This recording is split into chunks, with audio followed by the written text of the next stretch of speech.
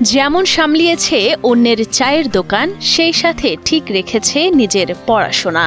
দোকানে বেচাকেনার ফাঁকে সময় পেলেই বই নিয়ে পড়ত এসএসসি পরীক্ষার্থী সালমান। এভাবেই দোকানের সব কাজ সামলে এসএসসি পরীক্ষায় বিজ্ঞান বিভাগে ভালো ফলাফল অর্জন করে সবাইকে চমকে দিয়েছেন অদম্য এই শিক্ষার্থী।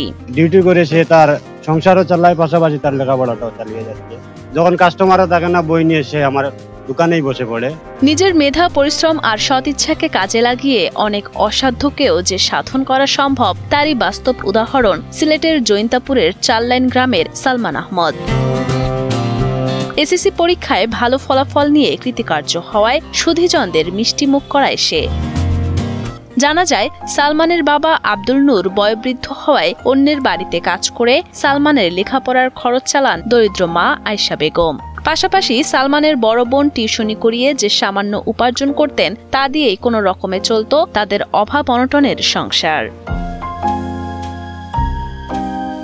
এক পর্যায়ে বড় বোনের বিয়ে হয়ে যাওয়ায় পরিবারের ব্যয়ভার সামলাতে পড়াশোনার পাশাপাশি অন্যের দোকানে কর্মচারী হিসেবে কাজ শুরু করে সালমান। তবুও থেমে থাকেনি তার লেখাপড়া। কোচিং ক্রিয়া সবকিছু তো বন্ধ হয়ে যায়, তারপর একটু পরিবারে একটু অবস্থা একটু বেশি খারাপ হয়ে যায়, আর এই জন্যই আমাকে ওই দোকানে যেতে হয়।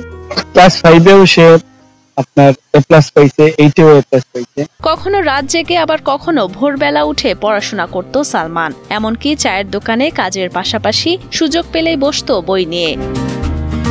চায়ের দোকান সামলে এমন ভালো ফলাফল করায় কর্মচারী সালমানের প্রতি খুশি প্রকাশ করেন দোকান মালিক। ওরা আসলে আর্থিক অবস্থা তেমন ভালো নয়, বাবা অসুস্থ, বৃদ্ধ মানুষ, বয়োবৃদ্ধ মানুষ, লেখাপড়া করে। কাস্টমাররা আসলে আবার কাস্টমারদের সার্ভিস দেয়। এভাবে তার লেখাপড়াটা চালিয়ে যাচ্ছে। সে খুবই ভালো একটা ছেলে, অমায়িক একটা ছেলে।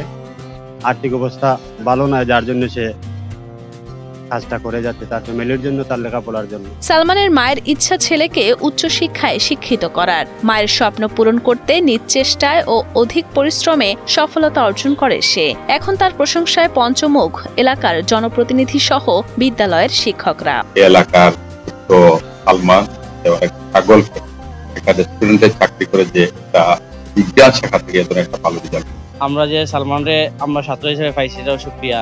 কারণ এইরকম সালমান এবং এরকম ছাত্র বাংলাদেশের সবখানে পিছিয়ে আছে, কিন্তু আমরা যখন সালমানকে পাইছি ক্লাস 6 থেকে 10 পর্যন্ত, কিন্তু ওর প্রতিভা এবং সর্বশেষ ছিল প্রশংসনীয়। পড়ালেখা শেষ করে ডাক্তার হয়ে গরিব ও অসহায় মানুষের সেবা করতে চায় সালমান। তবে সাধ থাকলেও পরিবারে সেই সামর্থ্য না থাকায় সরকার ও বিত্তবানদের কাছে আর্থিক সহযোগিতার অনুরোধ জানান মেধাবী এই ছাত্র।